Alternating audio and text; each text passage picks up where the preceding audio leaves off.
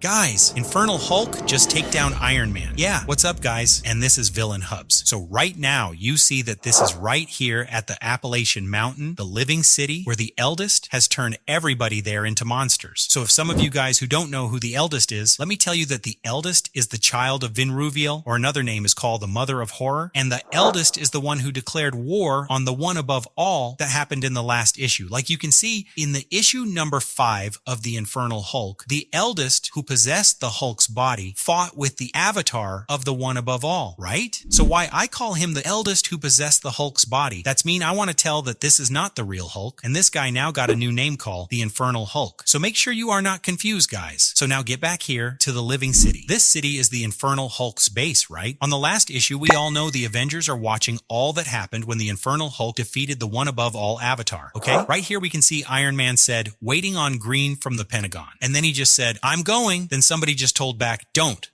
They'll call any second. There's the call. We're green, and then Iron Man say like, Roger that. And then he said, time to save the world, and fly in and start the fight. Guys, this is incredible. This time he's like the one who start the fight in the gang. You know, he immediately flying into the living city and attack the monsters in the city with all kind of weapons he has. And these monsters who actually the people who had been transformed by the Eldest are taking out while also try to attack Iron Man. And then you see Iron Man just said, we're not here for you, we're here for him. And then he emerges with the God Power armor. Like this is the armor of God. It's really, really dope, guys. Like you can see the wings on his back and the circle above his head. To be honest, guy, this dude looks like the guys in Warhammer. And if some of you are the Warhammers fan, you'll know who that guy I'm talking about. So right now you can see, right? Iron Man is now powered by divine energy, and it looks unstoppable. And so the rest of his suit just fly forward him. And Iron Man said, find him, draw him out. So all that Iron Man's armors start flying throughout the city. And suddenly the Infernal Hulk just said no need, and he instantly jumps out and smashed one of the Iron Man's armor and said, when I lay siege to Nineveh, its greatest warrior came out to challenge me, a mortal named Sennacherib. Rather than leather or bronze, Sennacherib bore a sword and breastplate of finest iron. He thought they made him invincible. Tell me, little Sennacherib, are you invincible? And then he dropped the Iron Man's armor on the ground. And so at that point, you switch to Reed Richards, Bucky Barnes, and the U.S. military, and at that point, Bucky said, Hulk is on the board. And one of the military said, we don't need visual. Stark's got the target painted. First 2 drone flights, now. And the general just said, he just crushed $1 billion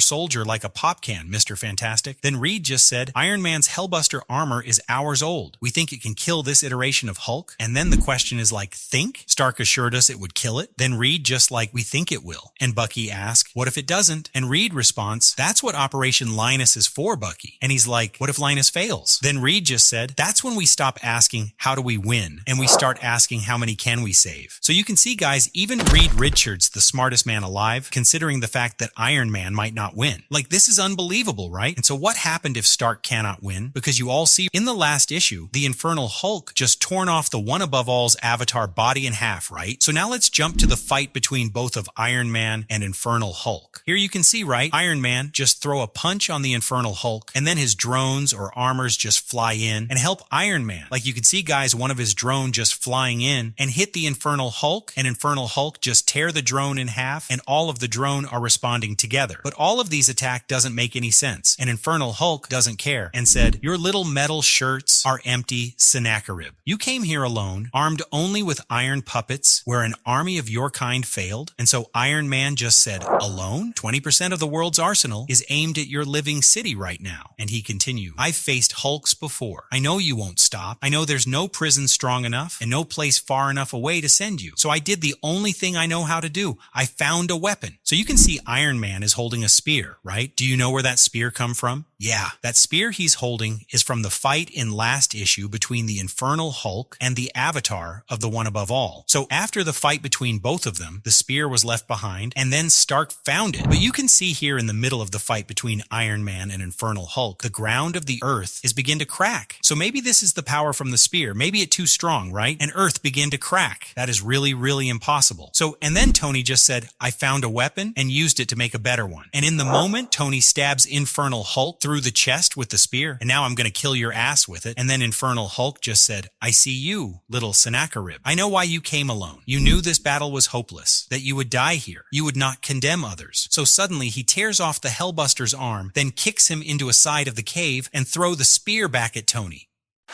Holy crab, this almost killed Tony. Like the spear goes through the head of the Hellbuster Armor. Wow, this is incredible. Lucky that Tony's still alive. So in that moment, Tony inside the armor just said, Reed, fire the mines, now!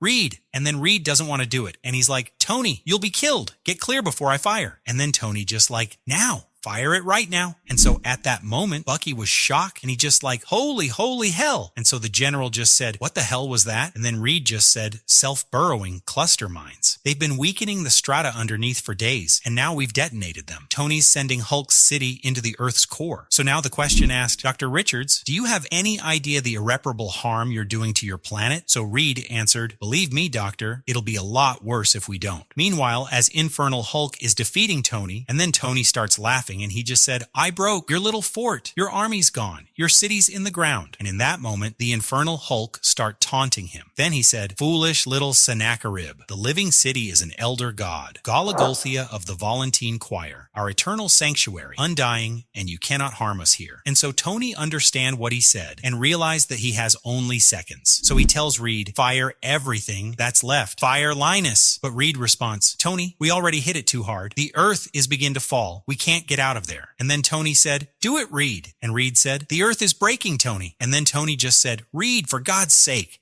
fire it now. Fire these disgusting monsters. And then the Infernal Hulk is looking at Tony with an evil smile. Then he said, you cannot kill us, little Sennacherib. You say this war is ended. And so it is. Then so in that moment, the satellites start fire and Reed start calling in, and you can see. He was like, Tony, what the hell is going on out there? Tony, the satellites are picking up interference from something. So in the whole commentary, when they're watching, the whole thing happened and said, that can't be what it is. What the hell is that? And Reed keep calling in, Tony, come in. What are you seeing down there? Tony, answer me right now. And so like you can see right here, guys, this is what happened after the satellite fired, right? It's like gigantic explosion is coming over the city, right? And so in that moment, the government just said, we just killed Iron Man. Us.